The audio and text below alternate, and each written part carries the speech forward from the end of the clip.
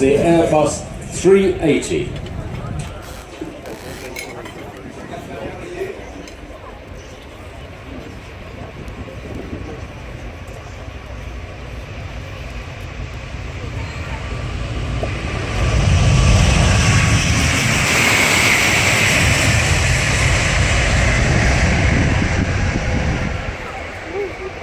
Now how about that for departure, but it gets even better in a few seconds time as they will roll hard right.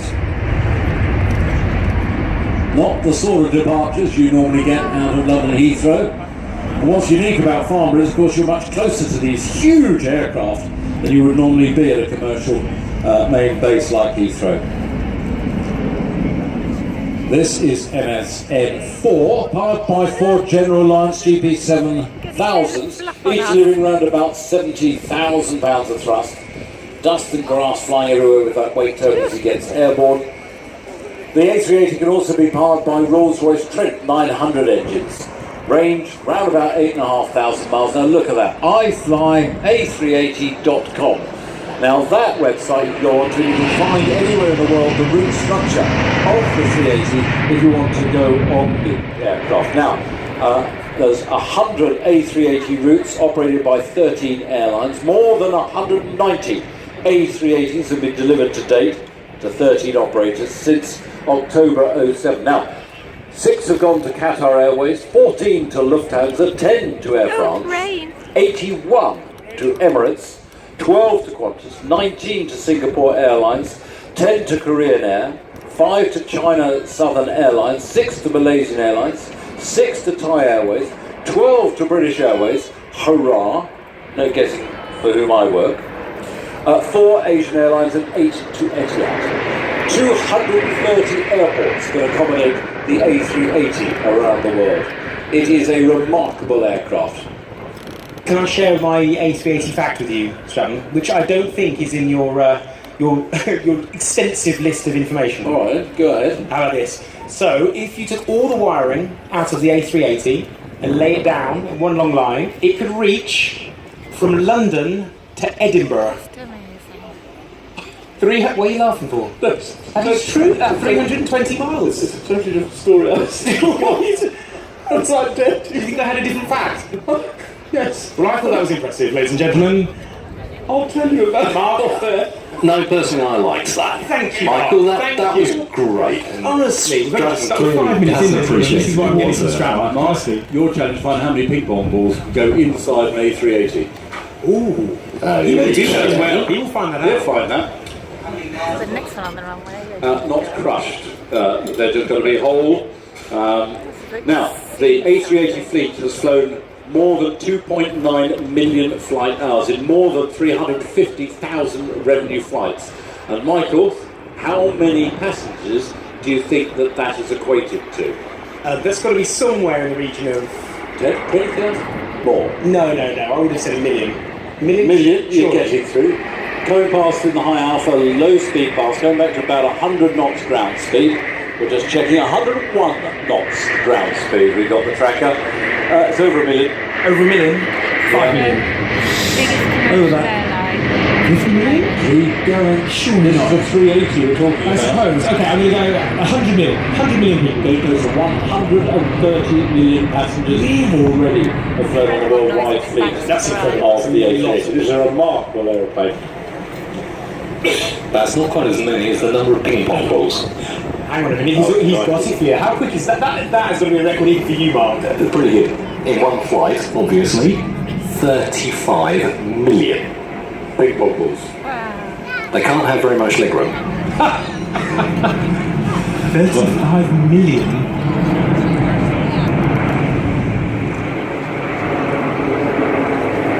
340 can carry in the 4-class layout 544 passengers. Now it depends really what you want to do in the way of configuration, because a number of airlines no doubt will use the 380 but the first class and business class in the upper deck. In the lower deck you can have all economy.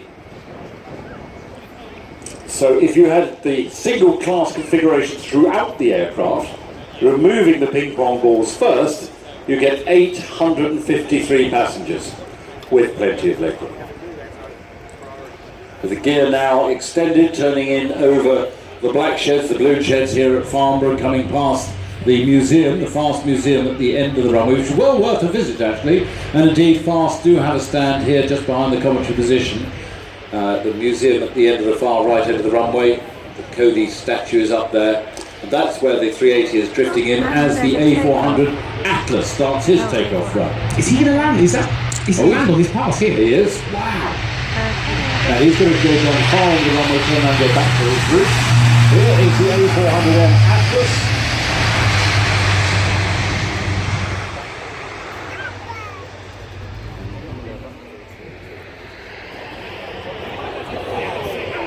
So much going on.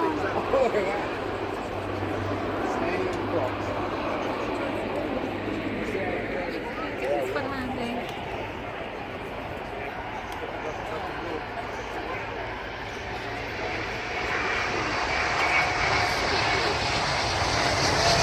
So the 380 traffic there.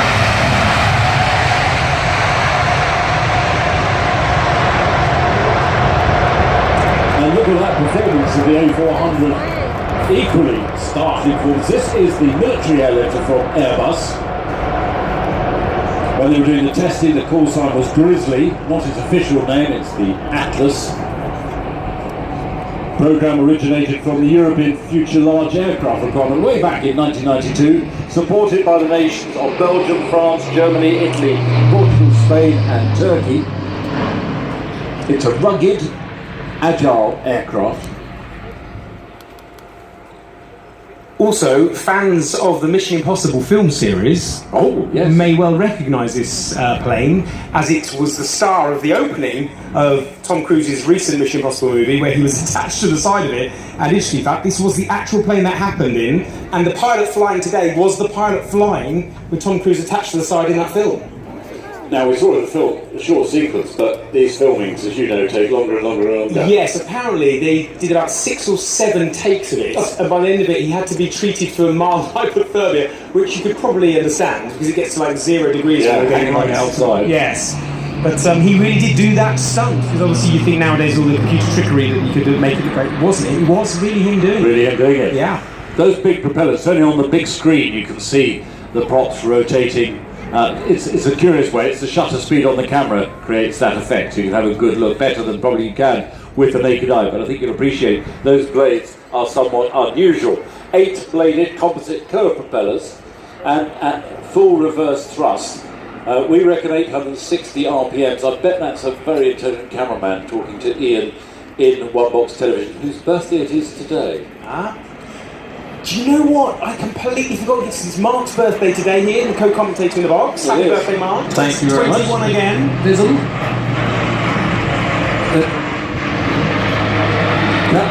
that's basically 2 other people I've spent all morning with that I haven't said happy birthday to. I'm like the worst person ever. So I'll take this opportunity to say, Ian, happy birthday. And Rob, On happy camera birthday 3. to you. Yeah, Rob, happy birthday. It's his birthday as well. There's a lot of us today. Yeah, he's going to be out there the whole day. Happy birthday. Do you think any cake will turn up to the commentary box? I do hope so. Anyway, Oh, he's 380 go waving. back to the far right of the runway, to be pushed back even to the parking bay for the kind of place to look at. Talking about those propellers, they're so efficient that at full reverse pitch, the props can reverse the aircraft up a 2-degree concrete slope at maximum takeoff weight. Now, the adjacent props on each wing rotate in the opposite direction to produce down between the engine's airflow. Now, the major benefit of this is to reduce the wing loading, more symmetrical airflow, greater lift distribution, and improved engine out handling. And the whole combination contributes to 4% of the total lift. Why is this carpet getting wetter? The A400M operated by a flight crew of 2. They've got night vision goggles, compatible cockpit, NVG, head-up display, wide head-up display with 8 full-colour head-down displays. In terms of cargo, well, loads of kit can be thrown in the back. The M113, the Warrior, helicopters like the Super Puma, or a couple of Apaches or Tiger gunships, not at the same time, they wouldn't get on well. Up to 116 fully kitted troops. I have to pause when I'm talking about the kitted troops, I call them knitted troops the other day. So 116 fully kitted troops can be transported on the sidewalls and removable centreline seats. In the medical role, the type carries 66 stretchers and 25 medical staff.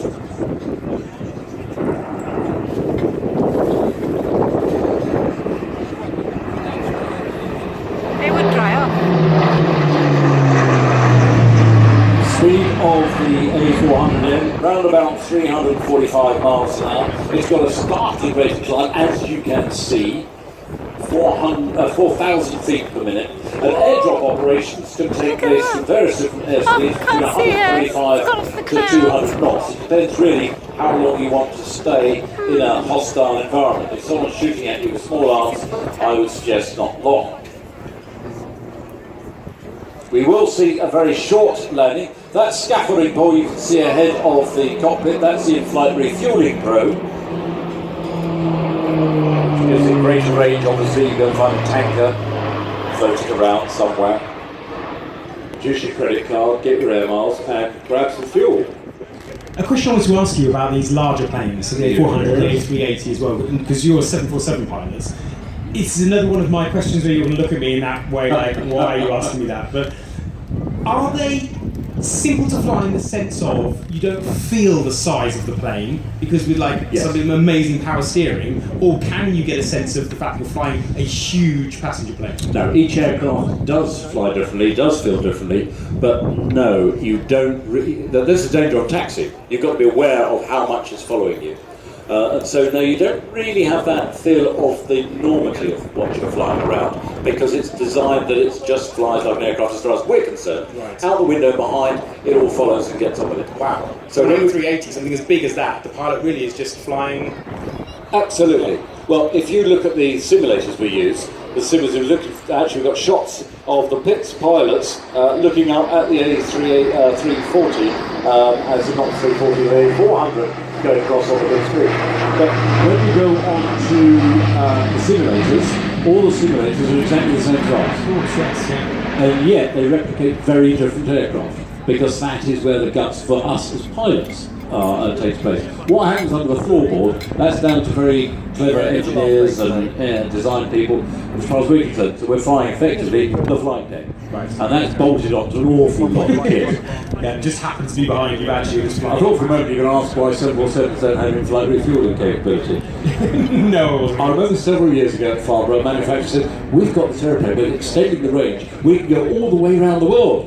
And I said, why won't you want to go just slightly more than halfway? Because otherwise you'd go the other way, wouldn't you? Moving around. Yeah, exactly. I'd like a return trip to London from London. Yes, exactly. So you only want it to be maximum range, really just slightly more than halfway. Yes, yes. Otherwise you're chucking out, cargo capability. It was a curious statement. I won't say which manufacturer it was. I don't think they've got ahead with it. It's rain down the west end of the runway. It's not showing on our radar tracks. It's not that thick. Not much up our end, I guess. Where is the 400? He's going downwind, heading up towards the M3 junction. He won't get that far. That's not our airspace, but that's what he's targeting towards. He's going to turn in very shortly. Really timing between the A350 going back into its roost. Very excited to see. 380. Very excited to see all over the place now. the onboard camera of the Pitts. Yes. How this is going to look. We've got onboard camera of the Pitts, which we're getting ready. So the 380 with 6-foot letters on the back, so I shouldn't have called it the 350, is going back into its roost. The A400M turning final. Order book for the A400M stood at 174 aircraft last about 6 months ago for 8 countries. Largest customer being Germany and France.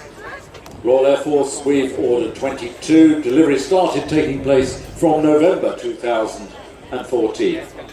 Turning final now, and it will be a short landing, a little bit of reversing. Depends on where we want to park it. Each day it's been a slightly different array all around the airfield. The 727 on the Old Cross runway getting ready for his flight with 2XL. Looks like we've got the timings just about right for this. I think the 400 will be landing. And we will be having, when the Pitts flies, so we've got the 400 to land, the Corsair to take off, and then the Pitts, we will be going to live shots in the cockpit of the Pitts. The first time we've done live shots. We've done it before where we've had pre-records, put that out on the big screens. But this is going to be live shots from the pits. It worked incredibly well yesterday. Really superb shots. If you're near a big screen, I suggest you keep near one, and then you can look and see what it's like from that. We get shots from the pits of the ground, and also we are going to have some very, very big explosions and pyrotechnics. As the A400 Atlas from Airbus Military comes in to land. 2 landing spots we've got at Farnborough. He's going to land between them. We don't need to have the long runway totally for Farnborough. Wheels down, weights down the wheels.